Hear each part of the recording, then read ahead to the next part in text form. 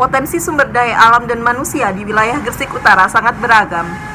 Lokasi strategis dengan wilayah yang berbatasan langsung dengan Laut Jawa, terbentang juga berbagai pegunungan kapur sebagai ciri khas potensi alam Gresik Utara yang memadai. Transformasi sistem ekonomi kelautan yang beralih bertumpu pada daratan pada awal abad ke-20 juga mempengaruhi adanya eksploitasi pegunungan secara signifikan. Sebagai akibatnya, terdapat sejumlah besar bekas galian C di lokasi wilayah Gresik Utara.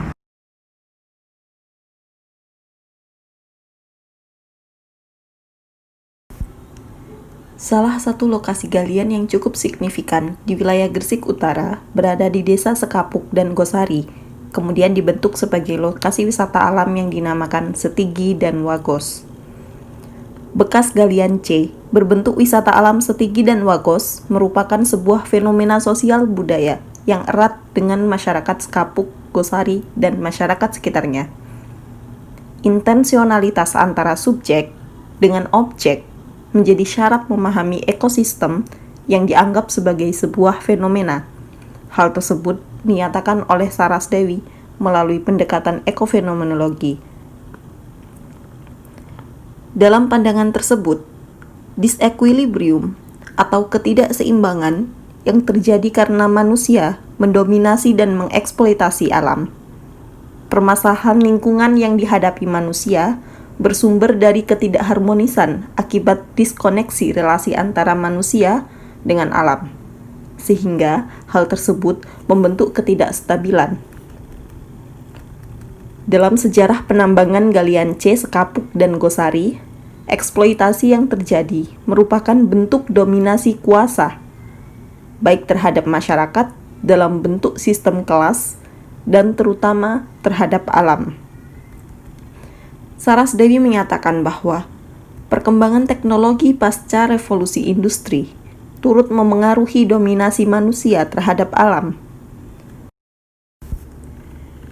Signifikansi tersebut menghadirkan realitas sosial bahwa alam tidak hanya dieksploitasi, akan tetapi dalam pandangan antroposentrik juga diyakini bahwa alam berharga pada konteks kegunaannya terhadap manusia, terutama dalam aspek kuasa yang beroperasi pada penambangan di Desa Sekapuk dan Gosari. Ekofenomenologi melihat secara partikular relasi antara subjek dengan lingkungannya, sehingga mengupayakan keseimbangan antar keduanya, yaitu alam dan manusia. Rekonstruksi pegunungan kapur sebagai lokasi galian C, bekas galian, tempat pembuangan sampah, hingga menjadi lokasi wisata alam yang dinamakan Setigi dan Wagos dalam pandangan ekofenomenologi tidak hanya dapat diselesaikan dengan etis praktis saja. Akan tetapi, berdasarkan gagasan Dewi, ditunjukkan bahwa adanya pentingnya pemahaman ontologis tentang alam. Dengan demikian, muncul asumsi bahwa rekonstruksi bekas galian C menjadi lokasi wisata alam Setigi dan Wagos bukan sesuatu yang sudah selesai. Konspirasi antara alam, manusia, teknologi, dan kekuasaan masih terus beroperasi di lingkungan tersebut, sehingga persoalan akan terus dihadapi oleh masyarakat yang terdampak. Setigi dan Wagos merupakan entitas yang hadir sebagai hasil kesadaran manusia yang berbentuk keresahan warga sekitar, sebagai gambaran adanya disharmoni antara alam dan manusia.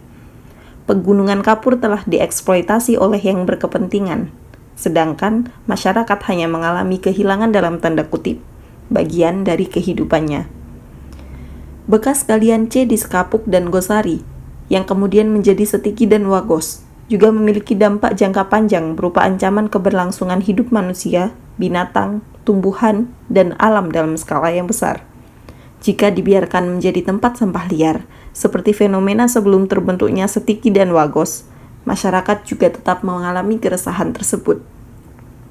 Oleh karena itu, rekonstruksi dilakukan sebagai upaya penyelamatan lingkungan, yang secara langsung maupun tidak langsung, kehadiran bentuk Setigi dan Wagos dapat mengobati disharmoni yang terjadi. Setigi dan Wagos sebagai bentuk konstruksi baru lingkungan Bukit Kapur, Sekapuk, dan Gosari yang dibangun dengan sistem kebersamaan warga dengan melibatkan organisasi-organisasi yang berkembang di desa. Gotong royong antar sesama menunjukkan tekad masyarakat yang besar dalam menyelamatkan lingkungan mereka.